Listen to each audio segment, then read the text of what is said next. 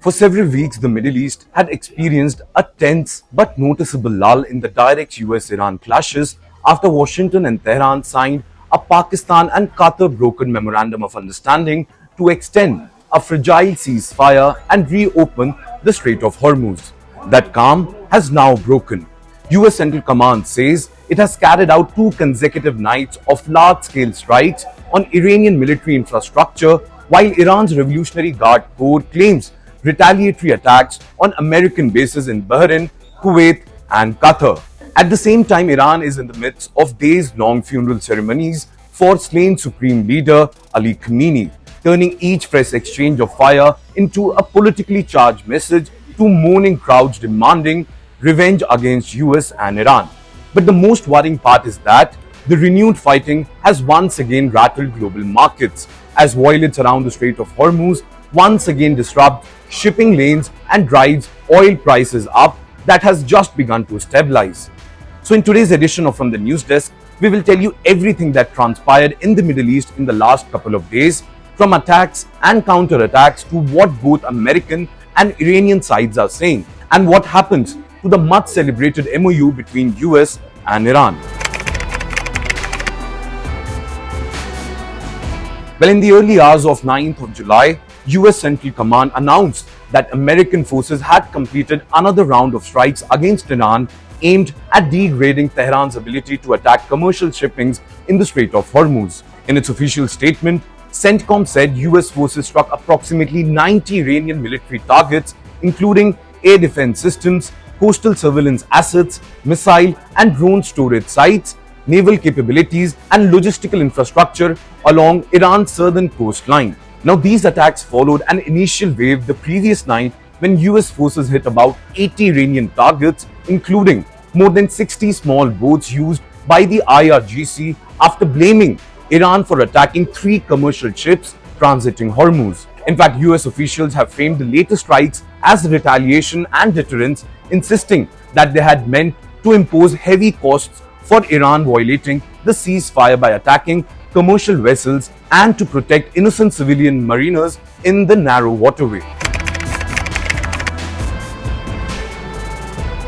Now, Iran's response came within hours. The IRGC announced that it had launched missiles and drones at US military installation in Bahrain and Kuwait, describing the operation as a direct answer to the American strikes along Iran's coast. In fact, Iranian state media and IRGC statements claim that key infrastructure and facilities at Camp Arifjan and Ali Al Salim Air Base in Kuwait, as well as sites linked to US 5th Fleet and Sheikh Issa Air Base in Bahrain, were targeted by different barrages. In fact, regional media reports also said Iran expanded its retaliation to include American positions in Qatar, prompting missile alerts in several Gulf states as air defense systems attempted to intercept incoming projectiles. In fact, Kuwait's military confirmed that its air defenses were responding to hostile missiles and drone attacks while sirens sounded repeatedly in Bahrain and Qatar, underlining how quickly the confrontation has spilled across multiple US-linked hubs in the Gulf. Now, this round of escalation sits squarely on the fault lines of the global energy transit system, the Strait of Hormuz. According to US officials, the latest strikes were triggered by Iranian attacks on 3 commercial vessels in and near the strait, on top of an earlier incident in which Tehran was accused of hitting a Qatari liquefied natural gas tanker close to the waterways. In fact, Iran has repeatedly warned that ships must follow designated routes approved by its authority when crossing Hormuz, and has coupled those warnings with sporadic strikes and boarding operations that undermine confidence in the safe passage. Now, the renewed disturbance has jolted the oil markets, with Brent crude and US benchmarks like WTI surged by roughly 4 to 7% on Wednesday, hitting their highest levels in around 2 weeks after President Donald Trump said the MOU with Iran was over and US forces launched fresh strikes. Now, US media reports also say that Washington has revoked a temporary license allowing Iran to sell crude,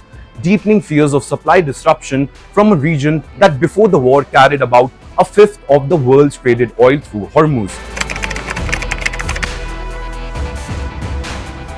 Now, all of this is unfolding as Iran bids farewell to Ayatollah Ali Khamenei, who was killed in a joint US-Israeli airstrike earlier this year. Beginning July 4th, Khamenei's flag-draped coffin has been lying in state at Tehran's Grand Musalla complex before being taken through days of procession in Tehran, the religious city of Qom, and onwards to Shia holy sites in Najaf and Karbala in Iraq. In fact, millions of mourners participated in the week-long ceremonies, which culminate with his burial in Mashhad on July 9th, turning streets into vast rallies where calls for revenge against the US and Israel blend with grief and loyalty to the Islamic Republic. Now, Iranian officials have cast the funeral as a symbolic rebuke to the US-Israeli campaign that sought to decapitate the country's leadership. And security chiefs have publicly warned Washington and its allies to avoid any miscalculation or attack during the mourning period.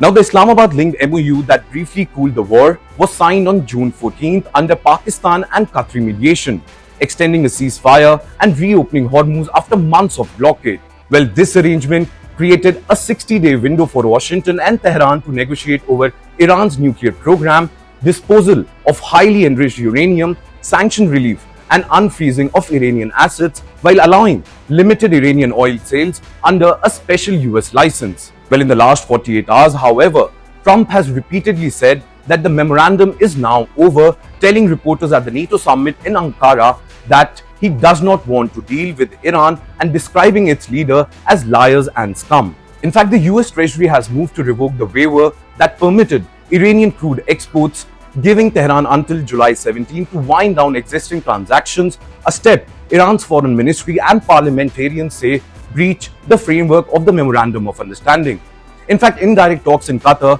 had already stalled before the latest strikes, with Reuters and other outlets reporting no signs of headways on a permanent settlement, even as both sides publicly accuse the other of violating the ceasefire. Yet US officials still describe the arrangement as performance-based rather than formally dead, and regional negotiators suggest that channels remain open, basically which means the deal is badly damaged but not legally buried, leaving at best a narrow sliver of diplomatic hope.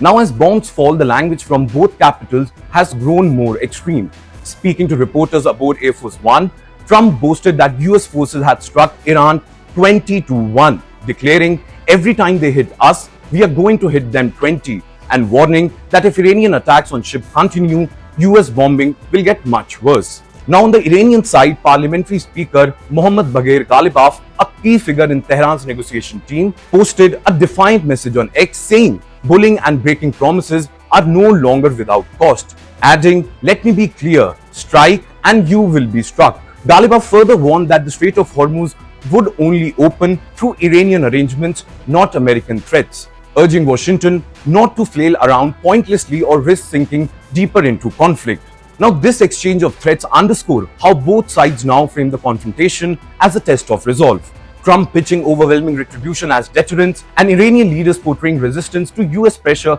as part of Khamenei's martyrdom narrative. Now, for the region, the danger is that each new strike meant as a message, whether on Iranian coastal batteries or US bases in Bahrain, Kuwait and Qatar, which brings fresh chances of miscalculation, wider war and further disruption in the already fragile shipping lanes of the Strait of Hormuz. With oil markets once again on edge and the funeral of Iran's long-time leader doubling as a mass mobilization, the next 48 hours will show whether hardline rhetoric prevails or whether mediators can still rescue what remains of the battered MOU and pull both sides back from another round of escalation. Well, with that, it's a wrap on today's edition of From the News Desk. Thank you so much for watching, and I'm Yash Goyal signing off for Times Now Digital. Until next time, take care and keep watching this space for more such videos.